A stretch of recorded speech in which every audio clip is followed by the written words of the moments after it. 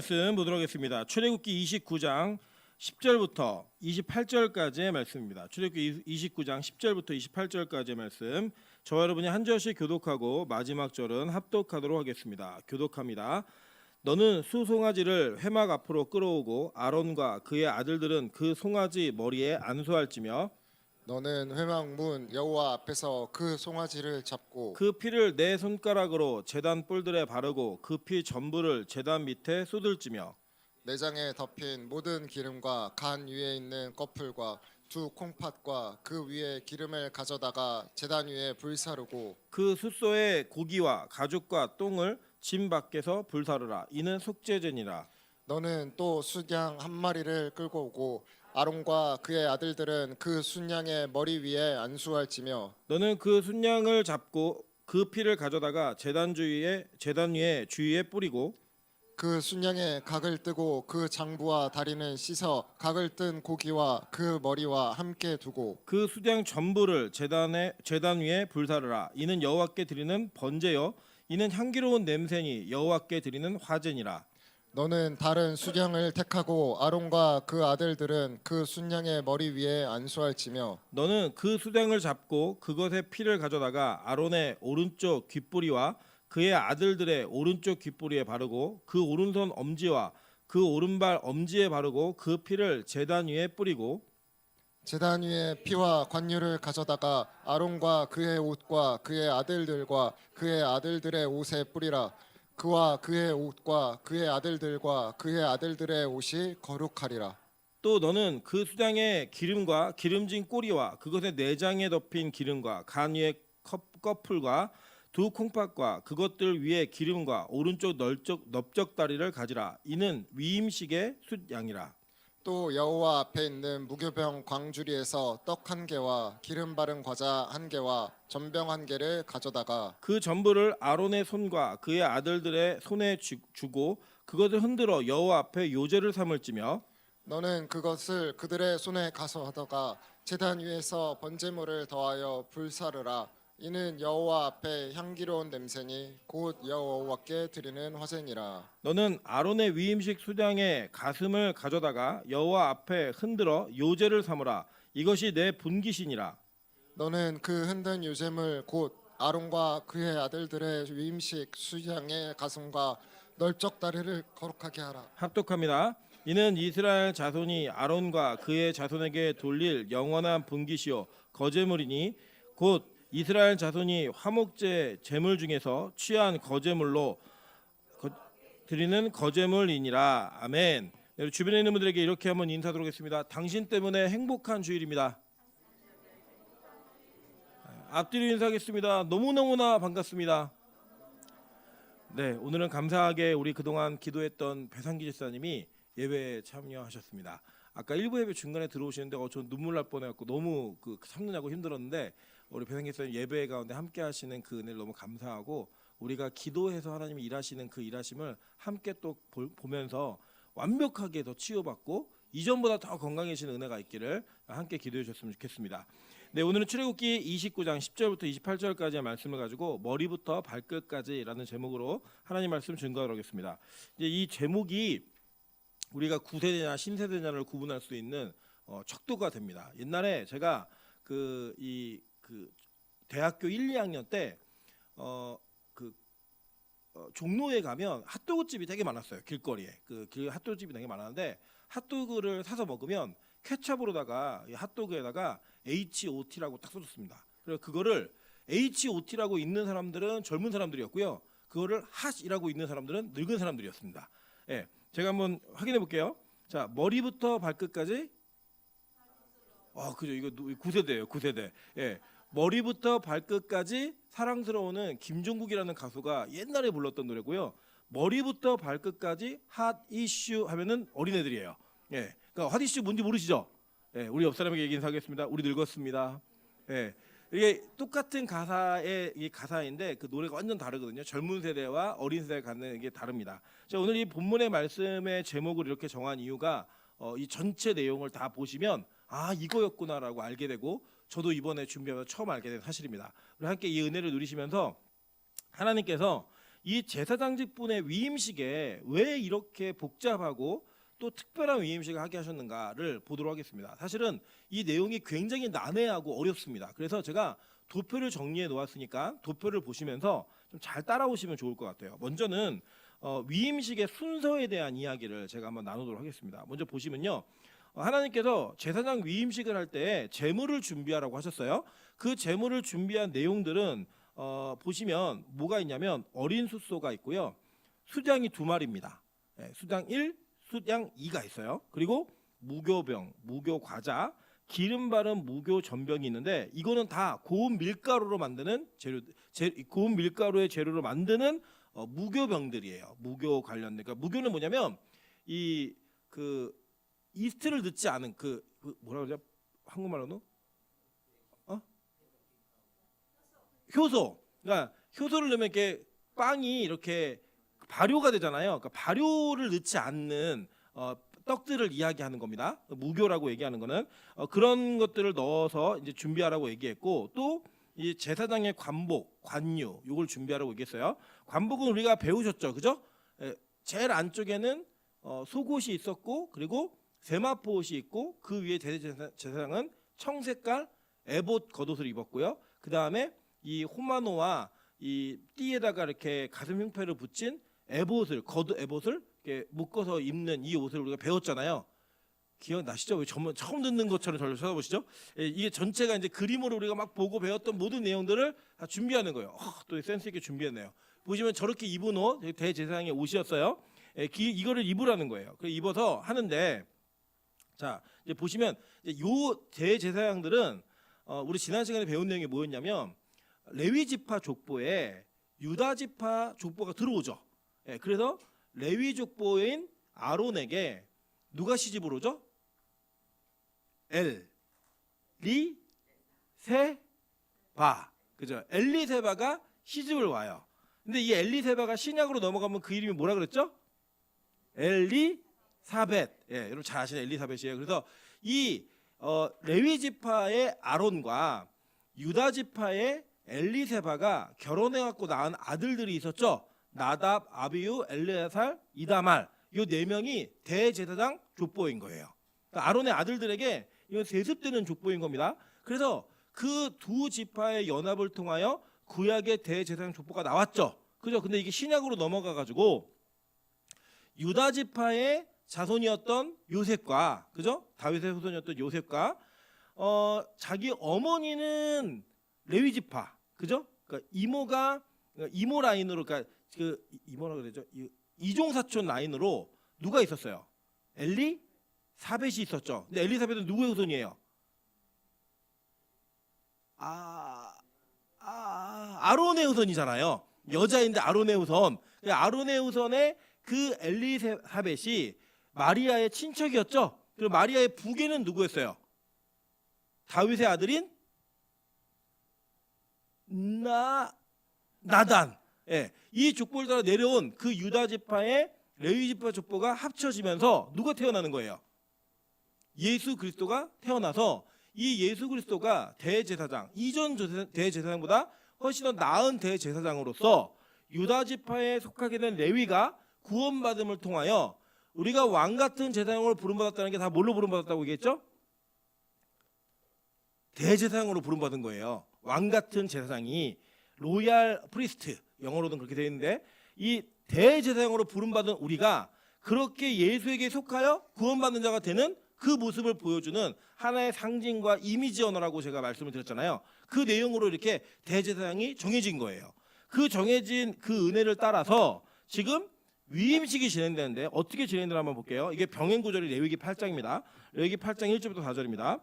여호와께서 모세에게 말씀하여 이르시되 너는 아론과 그의 아들들과 함께 그 의복과 관유와 속죄와 수송아지와 수장 2마리와 무교병 한 광주리를 가지고 온 회중을 회막문에 모으라. 모세가 여호와께서 자기에게 명령하신 대로 하매 회중이 회막문에 모인지라라고 얘기해요. 자, 여러분 잘 보시면 대제사장이 가지고 있는 역할이 있어요. 역할이 뭐냐면 대제사장은 1년에 한 번 대속죄일 날 이스라엘 공동체 전체의 죄를 대신 짊어지고 성막에서 대표로서 예배를 드리는 행위를 합니다.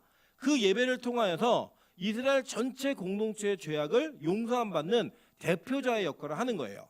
자, 이게 이런 거겠죠. 예를 들면 우리 각자가 다 개개인이 하나님 앞에 예배를 드리잖아요. 그 구약 시대로 따지면 예배를 다 제사를 드리는데 어떤 이는 2번 드리는 사람도 있고 3번 드리는 사람도 있겠죠. 그리고 뭐 한 번에 안 드리는 사람은 없어요. 한 번이나 다 드리는데 드리는 횟수가 다 다를 거예요. 그래서 죄를 많이 지은 사람이든 적게 지은 사람이든 자기가 예배를 반드시 드리고 있는데 그 드리는 게 중구난방 매일매일 달랐겠죠. 그 달랐던 그 시기 속에서 단 하루를 정해서 그 하루는 이스라엘 전체가 다 함께 공동체의 죄악을 회개하는 시간을 갖는 거예요. 쉽게 얘기하면 이렇게 이해하시면 될 것 같아요. 여러분 옛날에 그 바퀴벌레를 잡을 때 지금은 좀 세련되게 잡지만 예전에는 이렇게 연막탄처럼 팍 터져갖고 온 집안을 막 연기나게 해가지고 화재 신고 들어가게 하는 그런 바퀴벌레 퇴치약이 있었습니다. 근데 그 약을 할 때 한 집에서 그걸 탁 터뜨리면 이 한 집에다 터졌을 때 바퀴벌레 다 올라가요. 옆집으로 일단 피신을 해요. 그런데 옆집이 자꾸 바퀴벌레 많아지니까 또 옆집에서 한번 딱 터뜨려요. 그러면 화재 신고와 함께 바퀴벌레가 다시 원래 있던 집으로 도망오죠. 그 옛날 친구들까지 옆집 친구들까지 다 데리고 오는 그런 역사가 있어가지고 하려면 어떻게 해야 돼요? 예, 이 집안 동네 복도식 아파트 모여가지고 우리 한꺼번에 터뜨리자 그랬고 한 층이 한꺼번에 해야 아래층이나 위층으로 올라가는 그런 역사가 있었어요. 그래가지고 이 죄의 문제를 중구난방 막 하는 게 아니라 단 한 번에 이스라엘 공동체 전체가 모든 죄악의 문제를 해결하자라고 하는 그런 제사일이 있었어요. 그게 바로 대속죄일이에요. 이해되셨죠? 그 이 대속죄일의 집례는 누가 하냐? 이 집례는 대제사장이 하는 거예요. 근데 이 대제사장이 집례를 하기 위해서는 대표성을 가져야 될 거 아니에요. 그죠? 그 대표성을 갖기 위해서 하나님께서는 모세를 통해 이스라엘 전체 백성을 다 모으신 거예요. 그리고 이제부터 이런 의식을 통해 이 가문이 그리고 이 사람이 너희들의 대제사장이 되는 거야 라고 하는 선언식을 하는 게 위임식인 거예요. 그걸 진행하는데 이제 순서는 이래요. 자, 아까 이제 제가 그 제물의 종류를 말씀드렸죠. 그 제물의 종류와 함께 제사의 종류가 정해져 있어요. 자, 화면 한번 보세요. 자, 어린 숫소는 뭘로 제사를 드려요? 속죄제로 드렸어요. 근데 속죄제가 무슨 제사예요? 자, 간지에 있어요. 예. 지금 그냥 물어보면 모르시니까 속죄제가 무슨 제사예요? 의무로 드리는 제사인데, 그죠? 그 제사가 무의식적인 범죄 그리고 부정됨 그리고 허물을 용서함 받는 제사가 속죄제예요. 자, 이해되셨죠? 네, 그게 첫 번째 드리는 제사인 거예요. 자, 이 제사는 신분이나 지위에 따라서 제물이 달랐기 때문에 특정한 제물을 드리는 거 아닌데 대제사장이나 제사장 가문이 속죄제를 드릴 때에는 반드시 송아지로 드려야 돼요. 네, 그래서 첫 번째 그 속죄제로 첫 번째 드리는 제물인 숫송아지는 자, 무슨 제사로 드리는 거다? 속죄제로 드리는 제사인 거예요. 자, 이해되셨죠? 자, 이거는 이제 어떤 의미가 있냐면 이거는 하나님과의 단절된 관계를 회복할 때 드리는 제사인 거예요. 네. 자, 그게 바로 속죄제예요. 자, 두 번째, 수장이 2마리가 있었죠. 수장이 2마리가 있는데 첫 번째 양으로는 번제를 드립니다. 자, 번제는 어떤 제사냐면 번제는 자원으로도 드릴 수 있고 의무로도 드리는 제사예요. 근데 이 번제는 자신의 신앙 고백과 하나님을 향한 경배를 나타내는 제사입니다. 그래서 이 제사는 가죽을 제외한 모든 전체를 다 태우고요. 가죽은 제사장에 가기도 했고 같이 태우기도 했어요. 예. 그래서 여러분 이제 그 우리가 안수한다는 개념은 어떤 개념이냐면 구약의 안수의 개념은 자신의 모든 것을 안수하는 대상에게 다 전가시키는 거예요. 그래서 자 보세요. 동물에게 가죽이 벗겨지는 건 무슨 의미예요? 죽음이죠. 근데 그 죽음에 가죽이 탁 벗겨지면 여러분 우리 닭을 잡아보신 분들 시골에서 아시죠? 닭이 막 털이 막 풍성해요. 풍성해서 되게 큰 것 같은데 막상 잡아갖고 털을 다 뽑으면 어떻게 되죠? 예, 조그마하고 어떤 몸이 되냐면 이게 우리가 알고 있는 삼계탕에 벌거벗은 모습으로 나타나요. 그게 뭐냐? 자 보세요. 어떤 재물이 있는데 제가 그 재물에게 안수를 기도를 한 거예요. 그럼 제 죄가 다 그 재물에 간 거죠. 그 다음에 이 재물을 번제로 드리면 이 재물은 가죽이 다 벗겨지죠. 그럼 무슨 몸이 된 거예요? 벗은 몸이 된 거예요. 그죠? 알면 맞아요. 벗은 몸이 된 거예요. 그게 누구의 모습이냐? 아담과 하와의 모습인 거예요. 그리고 그 가죽이 나잖아. 이게 내 거 다 갔으니까 그 죽은 짐승의 가죽을 누가 덮었죠? 제사장이 덮죠. 덮음으로써 그게 가죽옷의 역할을 하는 거예요. 그러니까 그 창세기의 에덴 동산에서의 구원의 모습이 지금 성막에 있는 예배의 모습으로 그대로 옮겨져 오는 거예요. 이해되시죠? 무슨 말인지. 그렇게 되는 게 번제인데 번제는 다 태워요. 다 태워서 하나님께 가죽을 제한 모든 걸 다 드리고 때로는 가죽도 태웠어요. 네, 다 드렸어요. 그렇게 드리는 제사가 무슨 제물이다? 번제. 그 양 한 마리는 그렇게 드리는 거예요. 자, 두 번째 숫 양은 화목제로 드립니다. 자, 화목제는 어떤 제사냐면요. 여러분 화목제는요. 죄가 없는 상태에서 그러니까 하나님과의 관계가 회복된 상태에서 드리는 제사예요. 보통 우리가 화목제 그러면은 화목제가 마치 불편한 관계로 화목하게 하다는 의미로 이해하셔가지고 무슨 불편한 관계로 회복하는 제물로 이해하시는데 그게 아니고요. 속죄제를 드리거나 속건제를 드리거나 번제를 드리면서 하나님과의 관계가 회복된 상태에서 드릴 수 있는 제사가 화목제예요. 그래서 이 화목제는 유일하게 이 화목제에 드린 짐승은 제물은 그냥 다 태우거나 버리는 게 아니라 어떻게 했죠? 네, 나눠 먹었어요. 그래서 고기를 먹을 수 있다라고 한다면 무조건 화목제물이에요. 네, 함께 나누는. 그래서 하나님과의 관계 회복된 자가 뭘 해야 되죠? 이웃과의 나눔이 있어야 된다라고 하는 거 보여주는 제사가 무슨 제사다? 화목제다 이거예요. 그래서 소장 한 마리 그렇게 드렸어요. 그리고 아까 얘기했던 무교병, 무교과자, 기름 바른 무교전병, 밀가루로 만든 모든 걸로 드리는 제사는 소제예요. 소제. 그 소제는 곡물을 갈아서 드리는 제사였어요. 이거는 이제 나중에 레위기를 저희가 강의할 때 아주 자세하게 배우실 거예요. 그래서 이거는 이해만 하시면 돼요. 아, 이런 제물로 이런 제사를 드렸구나. 지금 위임식 때 그거 정도만 이해하시면 되고 그 이해가 잘 안 가실 때마다 번제, 소제, 화목제, 속죄제, 속건제 이거를 딱 보시면서 바로바로 캐치하시면 그 내용이 좀 이해가 가실 거예요. 더불어서 이제 제사의 방법이 있어요. 화제 그럼 뭐예요? 네, 불로 태워드리는 거. 요제 흔드는 거예요. 네, 거제 올려드리는 거예요. 이런 식으로 제물을 드리는 방법이 있었거든요. 그 방법은 제사의 종류가 아니에요. 그래서 화제는 번제, 소제, 화목제, 속죄제, 속건제 다 드릴 수 있어요. 네. 이해되셨죠? 무슨 말인지? 그러니까 그 종류가 따로 있다는 거. 그러니까 복잡하게 지금 알지 마세요. 이 나중에 레위기 강의할 때 할 거예요. 네. 그날이 올지 뭐 주님이 먼저 오실 수도 있겠지만, 그러니까 그날 할 거니까 그때 힘들자. 지금은 이해만 하시면 된다. 요거예요. 자, 그런 절차를 따라서 위임식이 진행되는데 위임 절차를 순서에 맞춰서 제가 정리를 했어요. 자, 첫 번째 뭐냐? 목욕이에요. 목욕. 자, 볼게요. 레위기 8장 6절입니다.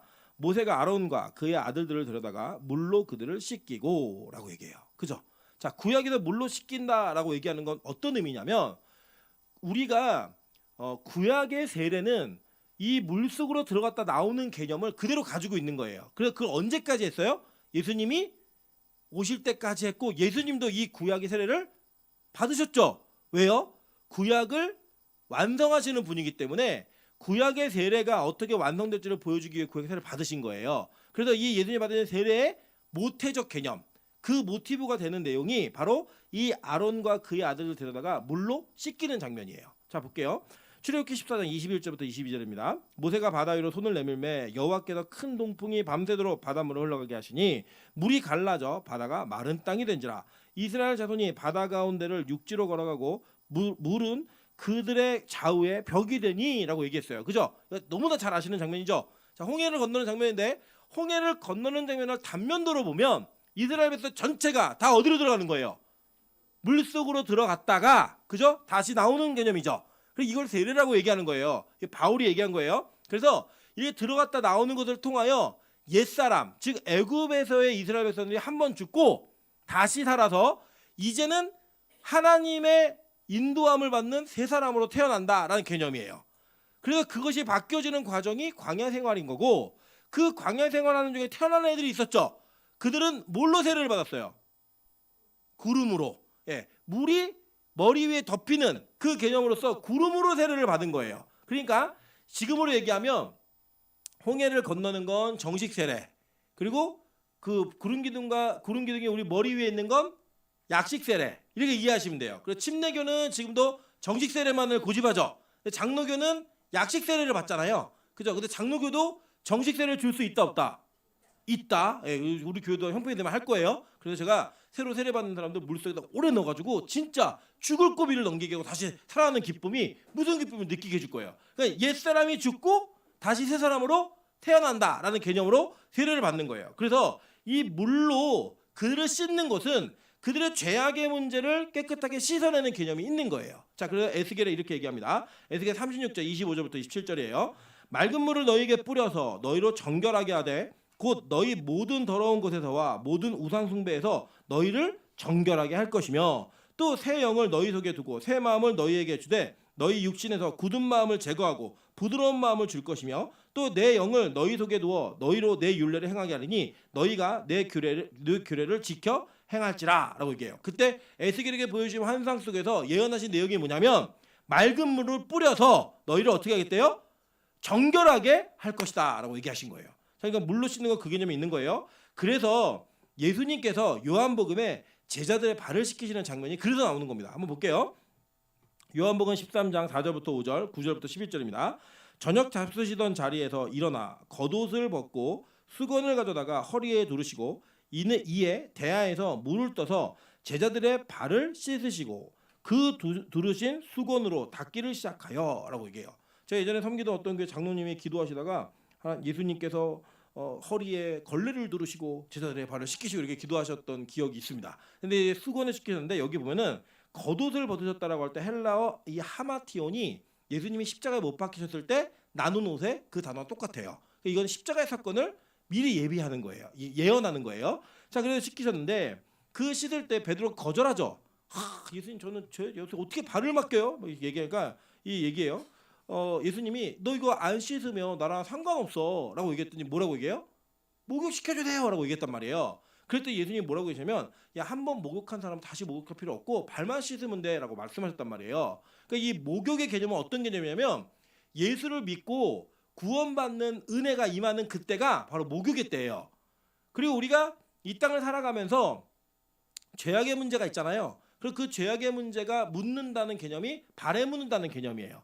그래서 이 발을 씻기시는 예수님의 그 모습을 통하여 이 상황 속에서 하나님께서 어떻게 구원받은 자들을 깨끗하게 하시는가를 보여주시고 있는 장면이에요.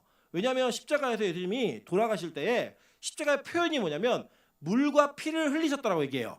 네, 그래 볼게요. 한번 보니까 자 에베소서 5장 25절부터 27절입니다. 남편들아 아내 사랑하기를 그리스도께서 교회를 사랑하시고 그 교회를 위하여 자신을 주신 같이 하라. 이는 곧 물로 씻어 말씀으로 깨끗하게 하사 거룩하게 하시고 자기 앞에 영광스러운 교회로 세우사 티나 주름 잡힌 것이나 이런 것들이 없이 거룩하고 흠이 없게 하려 하심이라라고 얘기해요. 저는 사실 이 말씀이 제가 살아가는 데서 제일 부담스러운 말씀이에요.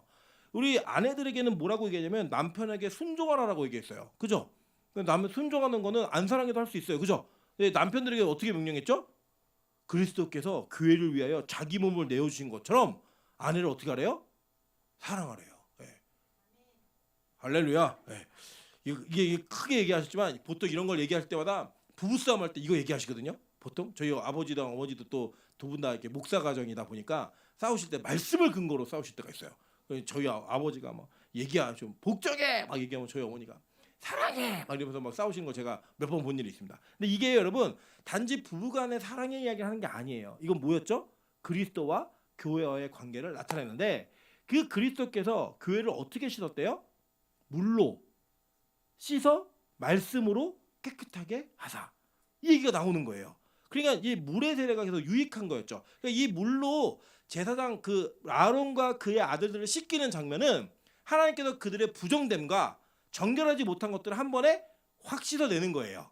그죠? 자, 그런데 두 번째 위임 절차가 뭐냐면 옷 입히는 거예요. 옷 입히는 거.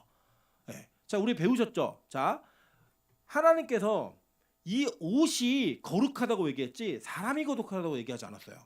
그죠? 여러분 잘 기억하세요. 목사가 거룩한 거 아니에요. 하나님의 맡긴 직분이 거룩한 거지 목사 자체가 거룩한 게 아니에요. 그래서 이제 적어도 목사 입에서 목사가 사람인데 이 얘기 나오면 안 되지만 성도들의 입에서는 그 얘기 나와야 돼요. 왜냐? 우리도 똑같은 사람이기 때문이에요. 마찬가지로 장로님들은 안 거룩해도 되나요? 여러분 그 교회 행정 때 배우셨죠? 저는 설교 장로예요. 그리고 장로님들은 무슨 장로예요? 치리 장로예요. 그러면 같은 장로예요. 그럼 목사에게 요구되는 건 장로님들에게도 동일하게 요구돼야 되는 거죠. 그죠? 그러니까 장로는 사람이다 아니다. 사람이다. 장로님들이 실수하시면 정죄해야 된다. 기도해야 된다. 기도해야 된다. 근데 이제 뭐가 거룩한 거냐면 주님 주신 직분이 거룩한 거예요. 그래서 그 직분을 통하여 우리가 장로를 받았다고 거룩한 게 아니라 그 직분에 맞는 삶을 살려고 노력하면서 바뀌어진다는 얘기를 하는 거예요. 권사도 마찬가지고 집사도 마찬가지고 다 마찬가지예요. 여러분 그래서 사람이 거룩하지 않습니다. 그리스도로 옷 입은 사람이 거룩해지는 거예요.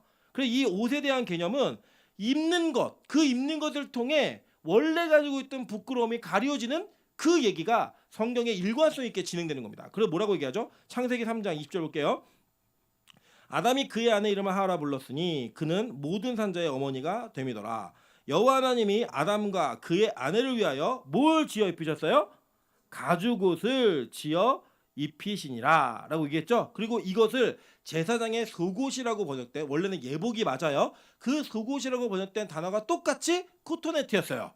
그래서 이 가죽옷을 입힘으로 말미암아 벗은 자들의 삶을 가리우는 그런 도구로서 옷이 사용되는 거예요. 그래서 우리가 정결하기 때문에 우리가 의인이라고 칭함받는 게 아니에요.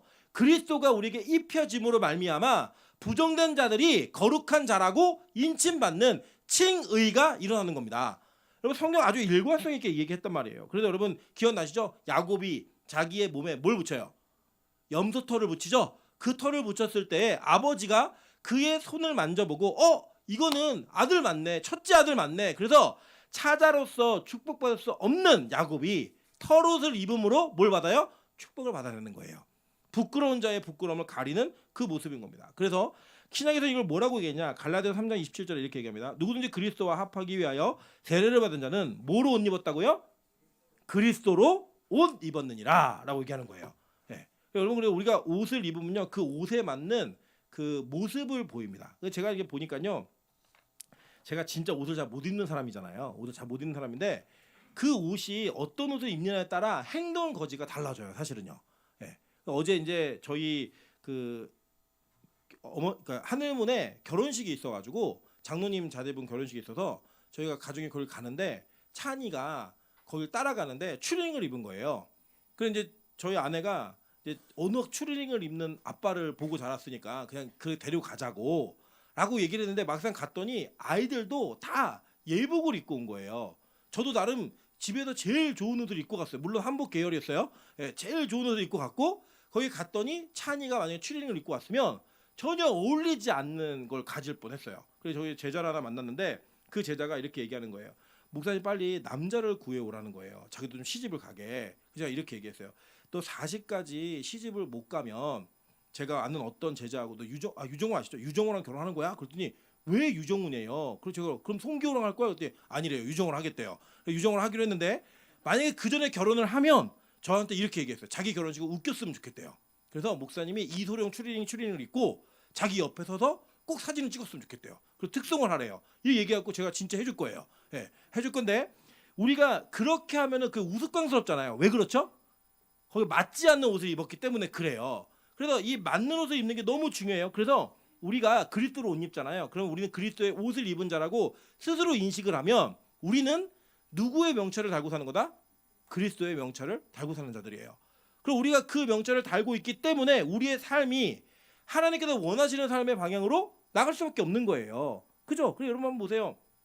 여성분들이 추리닝 입고 교회 오면은 어떻게 다니겠어요?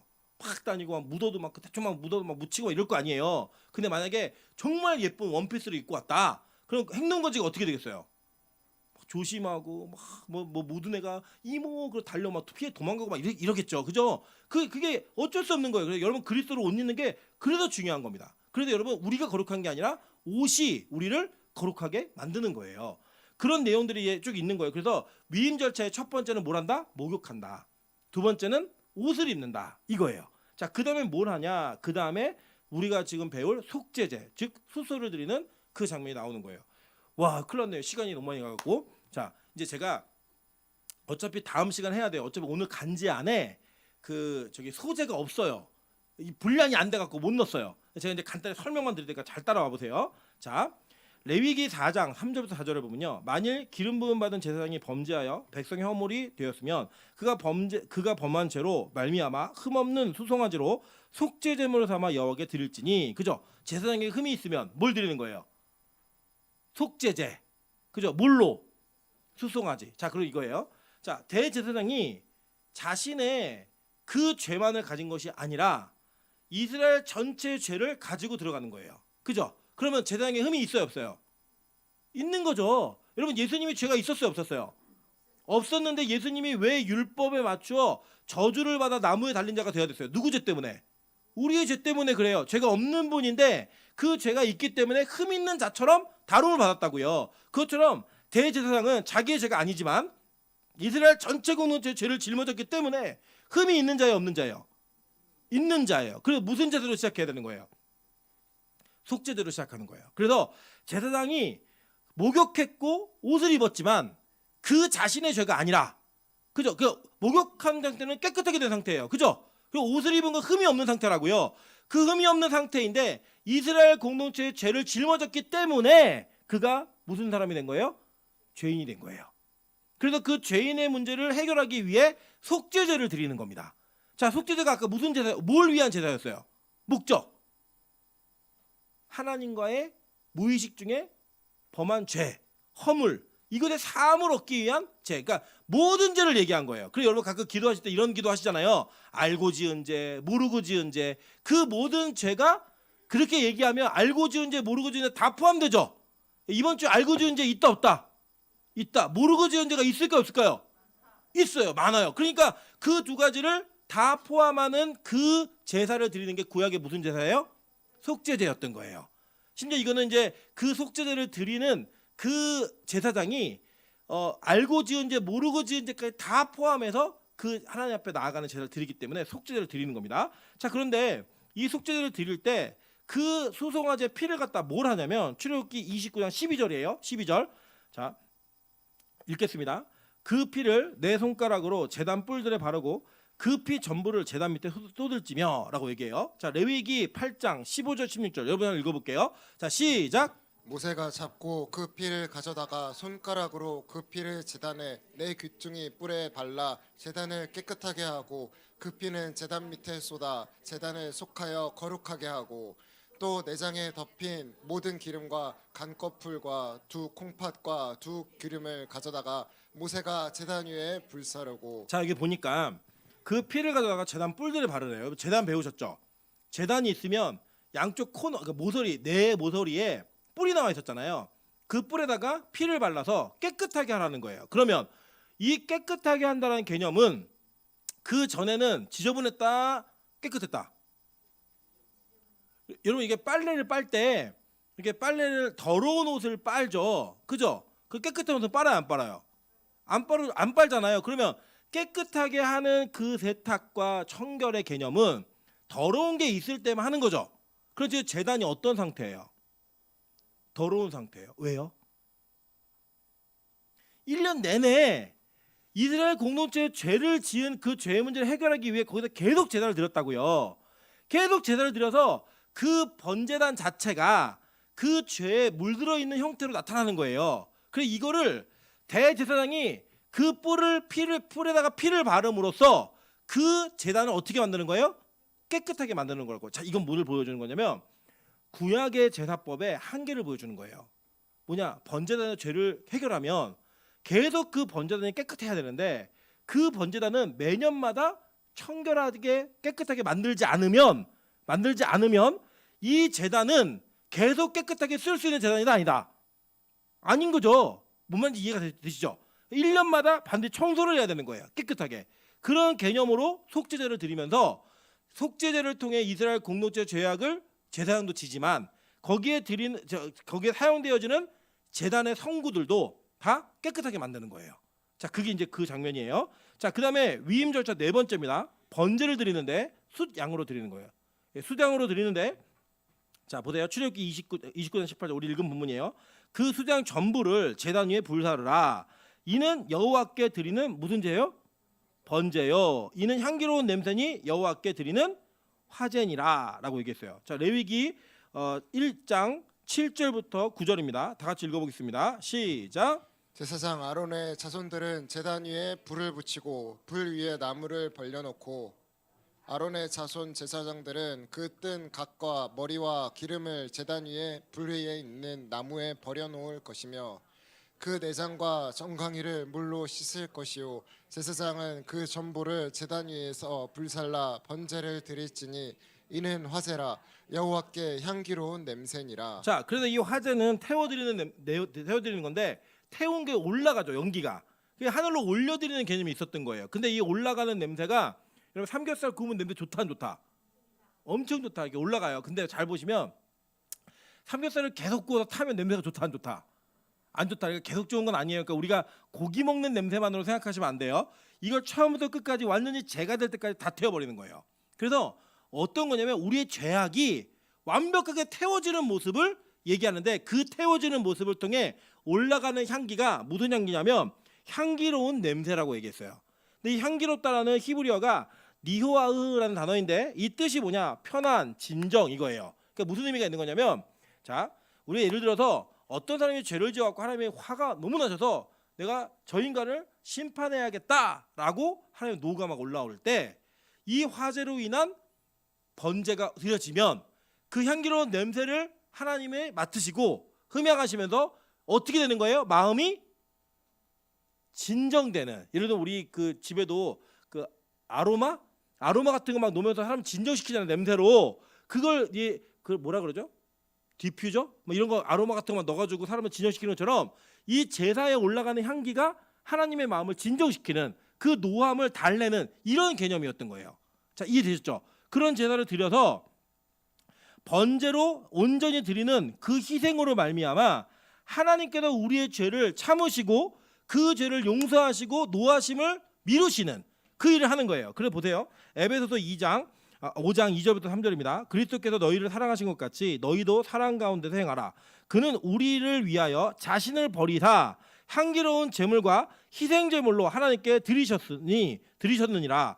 음행과 온갖 더러운 것과 탐욕은 너희 중에서 그 이름조차 부르지 말라. 이는 성도에게 마땅한 바니라 라고 얘기하면서 예수님이 우리를 위해 번제가 되었다고 얘기하는 거죠. 지금 이걸 얘기하는 거예요. 그래서 볼게요. 고린도후서 2장 14절부터 16절입니다. 항상 우리를 그리스도 안에서 이기게 하시고 우리로 말미암아 각처에서 그리스도를 아는 냄새를 나타내시는 하나님께 감사하노라. 우리는 구원받은 자들에게나 망하는 자들에게나 하나님 앞에서 그리스도의 향기니 이 사람에게는 사망으로부터 사망에 이르는 냄새요 저 사람에게는 생명으로부터 생명에 이르는 냄새라. 누가 이 일을 감당하리요? 라고 얘기하면서 번제 제사를 통하여 구원받을 자와 구원받지 않는 자가 정해지고 그 예배의 모습을 통하여 구원받은 자와 구원받지 못한 자의 예배가 완벽하게 갈라진다는 걸 성경은 얘기하는 거예요. 그게 뭘로 구분된다? 번제로 구분되는 거예요.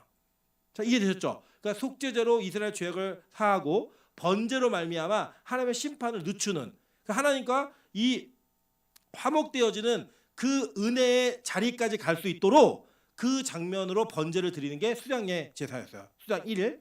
자, 수장 2, 그 뭐예요? 화목제사. 이 화목제사는 하나님과 관계가 온전한 사람만 드린다 그랬죠. 그 온전한 사람이 드리면서 이 화목제물을 통하여 이웃과의 관계가 이루어지는 거예요. 그래서 이 구약에서는, 이 위임식에서는 화목제물로 드려진 제물을 누구끼리 나눠 먹느냐? 자, 제사장 아론과 그의 자손들에게 줍니다. 레위 지파가 나눠 먹는 거예요. 네, 이거는. 자, 이거 나눠 먹으면서 자, 볼게요. 레위기 7장 34절이에요. 내가 이스라엘 자손의 화목제물 중에서 그 흔든 가슴과 요제예요. 흔든 게 든 뒷다리를 가져다가 거제예요. 자, 제사장 아론과 그의 자손에게 주었나니 이는 이스라엘 자손에게서 받을 영원한 소득이니라 라고 얘기했어요. 제사장이 먹는 거예요, 이거 다. 그래서 제사장을 왜 대우해 주셨는지 우리 봤으니까 그거는 지난 시간에 넘어갑니다. 자, 그래서 보세요. 자, 고린도후서 5장 19절부터 21절. 곧 하나님께서 그리스도 안에 계시다 세상과 자기와 화목하게 하시며 그들의 죄를 그들에게 돌리지 아니하시고 화목하게 하는 말씀을 우리에게 부탁하셨느니라. 그러므로 우리가 그리스도를 대신하여 사신이 되어 하나님이 우리를 통하여 너희를 권면하시는 것과 같이 그리스도를 대신하여 간청하노니 너희는 하나님과 화목하라. 하나님이 죄를 알지도 못하신 이를 우리를 대신하여 죄로 삼으신 것은 우리로 하여금 그 안에서 하나님의 의가 되게 하려 하심이라 라고 얘기했어요. 자, 계속 볼게요. 에베소 2장 16절부터 18절입니다. 또 십자가로 이 둘을 한 몸으로 하나님과 화목하게 하려 하심이라. 자 보세요. 그러니까 십자가가 먼저 우리의 죄악의 문제를 해결했죠. 하나님 관계 해결했잖아요. 그 다음에 화목제물이 그 다음에 나오는 거예요. 그래서 이 화목제물을 통해서 하나님과 화목하게 되고 원수된 것을 십자가로 소멸해 버리셨어요. 그 내용이 십자가 안에 그러니까 다 들어가 있는 거예요. 다 들어가서 종합적으로 세트로 완성하시는 그 신약의 완벽한 제사가 바로 십자가의 제사였던 거예요. 자, 그래서 볼게요. 계속. 자, 골로새서 1장 20절부터 23절입니다.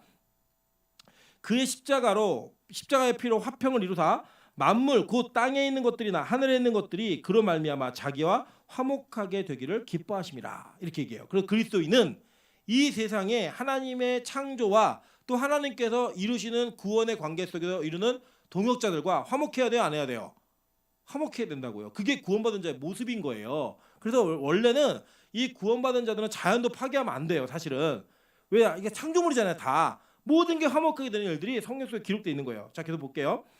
전에 악한 행실로 멀리 떠나 마음으로 원수가 되었던 너희를 이제는 그의 육체의 죽음으로 말미암아 화목하게 하사 너희를 거룩하고 흠없고 책망할 것이 없는 자로 그 앞에 세우고자 하셨으니 만일 너희가 믿음에 거하고 터 위에 굳게 서서 너희 들은 바 복음의 소망에서 흔들리지 아니하면 그리하리라. 이 복음은 천하 만민에게 전파된 바요 나 바울은 이 복음의 일꾼이 되었노라라고 얘기합니다.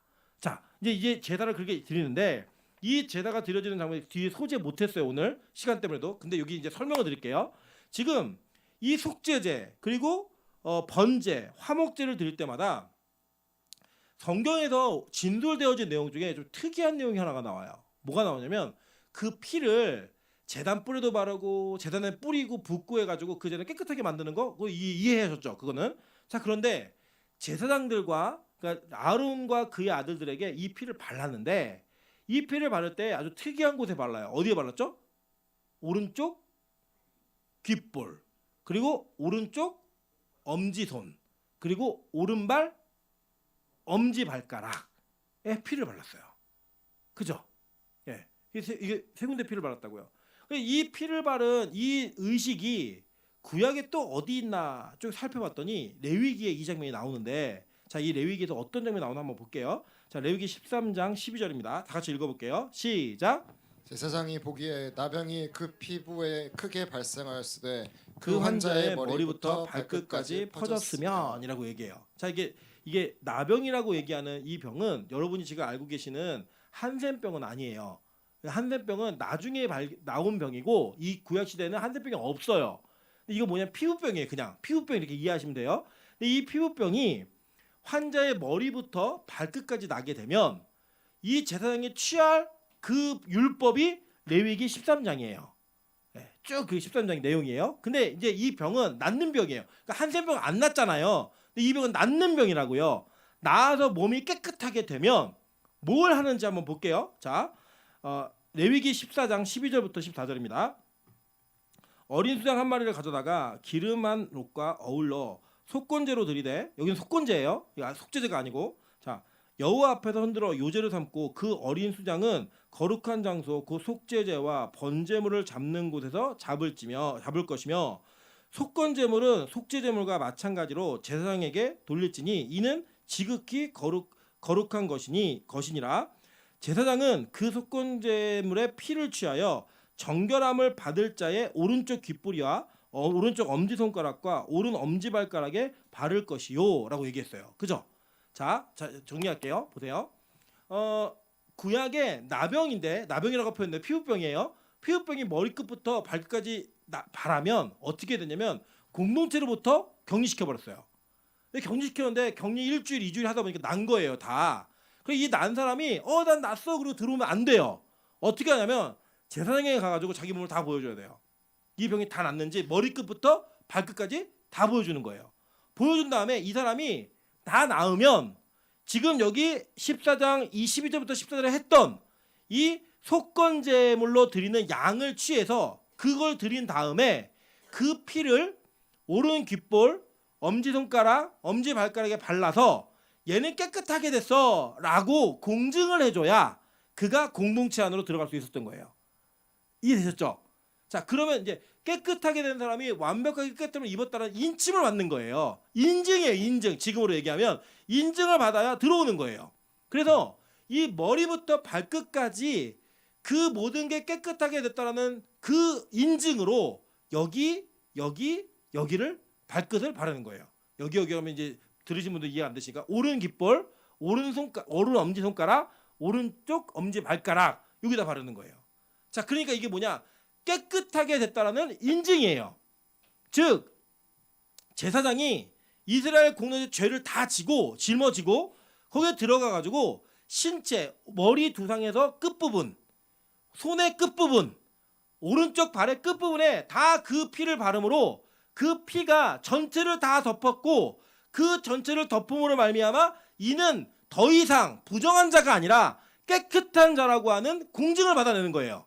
즉 제사장도 그 자리에 짊어진 이스라엘 백성의 죄악의 문제를 다 감당해내고 깨끗함이라는 인침을 받는 거예요. 이해되셨죠? 자, 이게 십자가에서 그대로 이루어지는 거예요. 자, 예수님이 십자가에서 못 박히실 때 머리에 가시관을 쓰셨죠. 그 머리에 가시관을 쓰신 그 가시관으로 말미암아 피가 다 흘렀을 거 아니에요. 온통 얼굴이. 그죠? 그래서 손에 양쪽 손에 십자가 못을 박았죠.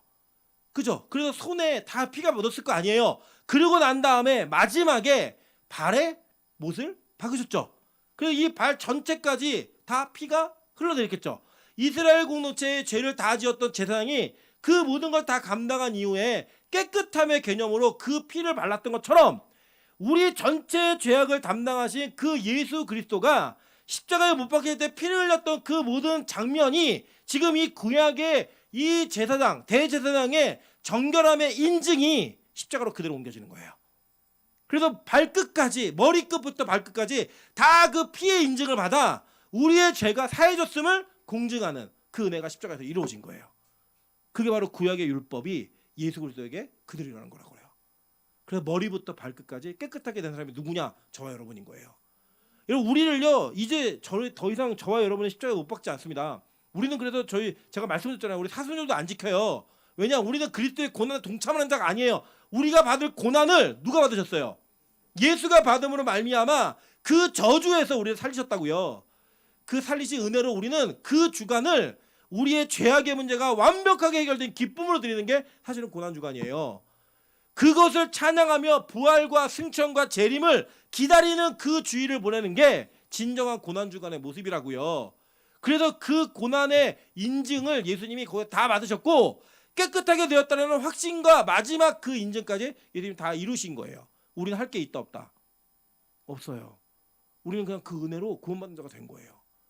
지금 이 대제사장이 이스라엘 공동체 죄를 지었던 이 모습의 율법을 예수님 그대로 행하시는 거예요. 그대로. 그대로 행하심으로 말미암아 우리는 아무것도 한 게 없어요. 우리 심지어 제사도 안 드려요. 그냥 인증하고 위임하고 구경만 했어요. 그 예수의 의를 믿는 거예요. 그냥 저 사람이 나를 대신한 사람이야 라고 인증한 거예요. 그 인증한 자들의 모든 죄악이 이 위임식을 통해 어떻게 깨끗하게 될지를 증명해내는 거고요. 그 증명이 복음으로 이어지는 겁니다. 우리가 예수를 믿고 그 예수 앞에 나아가고 그 예수의 이름을 부르고 그 예수의 이름을 마음으로 진심으로 믿는 건 여러분 머리부터 발끝까지 완벽하게 깨끗하게 됐다라는 거예요. 그래서 예수님이 더 이상 너 몸 안 씻어도 돼. 발만 씻으면 돼. 이거 뭐냐? 온몸에 피가 다 흘러내려가서 발끝으로 가잖아요. 그 마지막 부분만 씻어내면 된다는 거예요. 계속. 그래서 물로 씻겨주는 거예요. 거기를. 그게 바로 우리가 이 땅에서 하는 회개의 모습이라고요. 여러분 이런 겁니다. 구원받지 않은 자는요. 회개 못해요. 후회는 할 수 있어요. 구원받지 못한 자는요. 반성은 할 수 있어요. 그러나 회개는 못해요. 우리가 머리부터 발끝까지 용서함 받은 사람은요. 진짜 회개를 해요. 왜요? 내가 원래 죽어야 되는 백성인데 내가 목욕을 통해 깨끗하게 된 사람임을 알기 때문에 우리가 어떻게 주님 앞에 용서받은 자인지를 아는 거예요. 그래서 그 아는 사람은 지금 내 발끝에 묻은 그 죄악의 문제를 씻어내는 회개를 할 때 반성 아니에요. 후회 아니에요. 그건 뭐냐? 철저하게 이 죄가 사함받았다는 확신을 가지고 그 죄악의 문제를 털어내버리는 거예요. 그게 복음이라고요. 여러분 그래서 막 뭐 나중에 여러분 우리 잘못할 수 있잖아요. 막 잘못하면 막 사람 앞에 사죄하고 이런 거 아니에요. 누구에게 고백하는 거냐? 하나님께 고백해야 된다고요. 그 하나님께 고백을 하는데 그 고백이 이루어지면 이웃 간의 고백이 이루어져요. 그게 뭔지 아세요? 그 속건제가 뭐냐면요. 배상하는 거예요. 배상. 제가 예를 들어서 원양미 자매에게 엄청 큰 손해를 끼쳤어요. 내가 죄를 지어가지고. 그럼 하나님께 회개하면서 그것의 5배를 물어내는 거, 그거를 제물로 드리는 거예요. 그게 제사라고, 속건제. 그 제사가 이루어지면서 이웃간의 회복되는 거지 사람에게 죄를 고백하는 게 아니라고요. 하나님과 회복된 것을 통하여 이웃간의 화평을 이루는 거, 이게 이루어지는 게 속건제예요. 그래서 십자가는요, 우리의 죄를 머리부터 발끝까지 완벽하게 깨끗하게 만드는 하나님의 은혜인 겁니다. 여러분, 저는 우리 빛과 소금이 그 은혜를 붙드는 교회였으면 좋겠어요. 그 은혜를 붙든 것이 흔들리지 않는 교회였으면 좋겠어요. 여러분, 우리 교회가 하나님께 받은 그 은혜를 가지고 한 걸음 한 걸음 십자가로 가까이 갈 때마다 그 머리부터 발끝까지 하나님께서 주신 그 은혜를 따라 깨끗하게 된 여러분의 육신과 마음과 생각을 여러분 지키시는 그 싸움을 해가시는 거예요. 다시 깨끗하게 만드는 그 은혜를 하시는 거예요. 다시 목욕하라는 얘기가 아니라 발만 씻으면 된다고요. 그게 바로 우리가 구원받은 백성임을 증명하는 거예요. 여러분, 우리 빛과 소금 교회가 진짜 회개하는 교회 되길 소망합니다. 머리부터 발끝까지 정결하게 된 그 은혜를 지켜가는 교회 되기를 소망합니다. 그렇게 소망되어진 이 소망 속에 하나님께서 저 여러분을 그렇게 만드실 줄로 믿습니다. 아멘. 자, 우리가 찬양하는데 주의 손에 나의 손을 포개고 주의 발에 나의 발을 포개요. 이 찬양의 가사 속에 이 복음이 들어있는 거예요. 머리부터 발끝까지 나를 깨끗하게 하신 그 예수 그리스도의 의를 기억하며 찬양으로 기도하며 나아가도록 하겠습니다.